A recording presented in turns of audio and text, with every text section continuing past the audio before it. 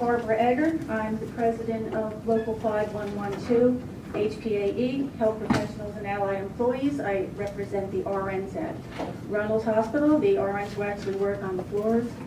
I want to speak as to 730, authorizing the county manager to enter an agreement with Complete Healthcare Resources. And my understanding is that they're going to do analysis and development of options for Runnells. Complete Healthcare Resources, their business is to help privatize facilities and then run them. As of 2010, which is the last information I could get, in Pennsylvania, they helped privatize 12 county facilities and are running them at this time. So you want to spend $60,000 to get a result that we already know the results of. This is their business. Also, in 2010, this company did a study for Northampton County in Pennsylvania, and they did exactly what you're asking them to do now, do a study over a couple of months. They charged them $18,000, and they want to charge us $60,000. In 2 years, that's an awful lot of inflation. If my father was here, he would say they saw you coming. There's something very wrong there. Okay? The other thing is they won't have to look at dietary and they won't have to look at housekeeping since you've already privatized those. So $60,000 is an outrageous amount for this. And as I said, this is their business. This is what they do. They privatize government facilities and then they run them. And even if they don't want to put in a bid, we know what they're, you can save the $60,000, take all of us out to dinner at Runnells, okay? And go ahead. If you've made up your mind, just say we've made up our mind. Don't do this. Don't waste this tax money. This is ridiculous. Thank you. All right. Well, thank you for your comments. I'm going to give you some research that the Union County Watchdog Association did. You hired this company. I don't know the name, but maybe you could pass this on to them. We sort of took a look at it probably from outside the box, but if you really want an accurate assessment of what's going on at Runnells, they should also look at the rampant patronage that's been going on, infinitum there. And also, again, you allocate money through different things. So it's not showing up on the Runnells tally sheet, but you're purchasing things and you're hiring outside consultants and you're doing it through other ways. So I think if this consultant is going to do an honest report, that they should take a look at this as well and factor it in. And I will hand this in to you. On page 7, looking at resolution 750, 751, 752. They're concerning Runnells Specialized Hospital. They have to do with doors, maintenance of doors, sensors of doors, and the like. You add the three together, for 2 years, $543,000 for door replacements, repair. If you're thinking of closing or selling the hospital, why would anyone put $500,000 into doors? Just a thought. Because the garage is Chairman Mirabella and Lady Scanlon. And $60,000 for that analysis on Runnells, I too think it's a complete waste. Everybody that's jumping to some conclusion that we've already made some decision to privatize Runnells is wrong. We're waiting to see what the numbers say and how it works. You can make faces if you want, that's fine. But, that's not how I feel. We're waiting to see what it says, and we're going to make some decisions that are in the best interest of Union County from our view. So, thanks for the question.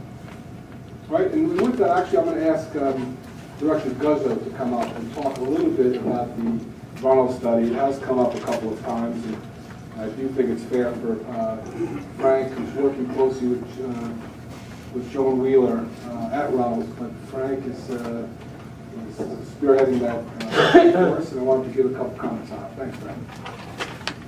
Excuse me, Prosecutor, could you remain? I have questions for you. I have, you don't respond. All right. Could you ask the prosecutor to remain? I have The some prosecutor questions can for do whatever he wants as far as answering questions right now. He doesn't answer letters. Come outside. You want to talk outside? No, I want to answer them here. It's public. Answer them here in All right, public. listen, this is Go not back an out, open please. forum. I asked the Director I didn't Guzzo have to a chance talk. to get up there and ask him the You can make an appointment with the prosecutor, go knock on his door. This is my meeting right now, not yours. Mr. Guzzo, please give some comments, if you will, on Runnells. Thank you, Mr. Chairman. I just a few comments. This study, as you recall, I know you recall that as part of the budget process, we were given the charge to the county manager and to the finance committee to look at everything, as you just mentioned. And two of those things are underway or will be underway shortly. One, obviously, you approved a jail management study a couple of weeks back, and with your vote tonight, this will start the process of looking at Runnells. I do not believe, and it's been said a couple times by different people, it's not a foregone conclusion that Runnells is up for sale or we're going to find a way to do it alternatively. This study looks at everything on the table. Why the revenues are lower than they've been, and some statement was made about putting it a decision in the hands of the people that have already messed it up. Well, that has to go to the state of New Jersey. The fact of the matter is that the reason why the county hospitals, county nursing homes are not functioning and not functional any longer is because the state cut the reimbursement on these hospitals. Traditionally, county nursing homes deal with the most frail and elderly patients. There was a higher rate of reimbursement that was given to the counties as a result of that, because with the acknowledgement that the individuals that come in there are very frail, elderly, and require a great bit of care. That is termed under peer grouping. That has been cut systematically by the state of New Jersey to the point where it's no longer feasible to keep operating as a county nursing home. That is just a simple fact. That the company that you have agreed to bring on board has a track record, yes, of privatization and other areas where they've looked at hospitals. Those are decisions made at that time by the governing body. The simple question that would remain is, when you look at everything that you can do, whether it be privatization of ancillary services, which the county has already undertaken, looking at how you can perhaps improve payer mix, revenues, and things like that, at the end of the day, if you're still carrying a deficit, the simple question is, can the county continue to afford carrying, as an example, a $10 million deficit each year with no way to make that up?